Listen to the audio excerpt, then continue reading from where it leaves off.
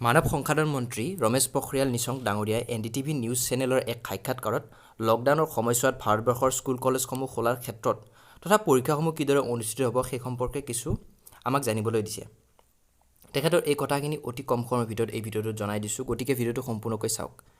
মানৱ সংসাধন মন্ত্ৰীগৰাকীয়ে কৈছে যে কৰোনা ভাইৰাছৰ এই জটিল পৰিস্থিতিত ভৱিষ্যতে কি হ'ব বা ভৱিষ্যতে কি কৰা হ'ব সেইটো এতিয়াই সঠিককৈ ক'ব পৰা নাযায়।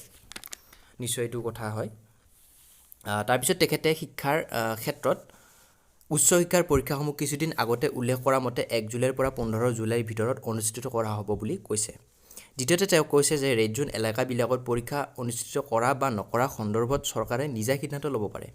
তেওঁ জনাইছে যে পৰিস্থিতি যদি আৰু বিষম হয় তেনেহ'লে ইউনিভাৰ্চিটি ফাৰ্ষ্ট ছেমৰ ছাত্ৰ ছাত্ৰীসকলক আন্তৰিক মূল্যায়ন অৰ্থাৎ ইণ্টাৰনেল এক্সামৰ ভিত্তিত পৰৱৰ্তী ছেমিষ্টাৰলৈ পাছ কৰাই দিয়া হ'ব পাৰে।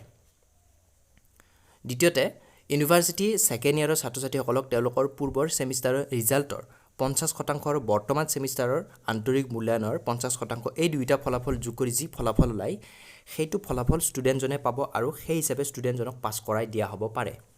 তেওঁ জনাইছে যে ইউনিভাৰ্চিটি ফাইনেল ইয়াৰৰ ষ্টুডেণ্টসকলৰ পৰীক্ষা অনুষ্ঠিত কৰা হ'বই।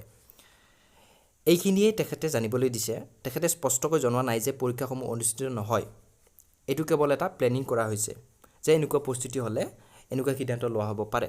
গতিকে ছাত্ৰ ছাত্ৰীসকলে পৰীক্ষা হ'লেও নহ'লেও নিজৰ ছেমিষ্টাৰৰ পঢ়া শুনাখিনি কৰি থকাটো নিতান্তই প্ৰয়োজনীয় আৰু পৰীক্ষাৰ বাবে নিজকে প্ৰস্তুত কৰি ৰখাটো প্ৰয়োজনীয়। ধন্যবাদ।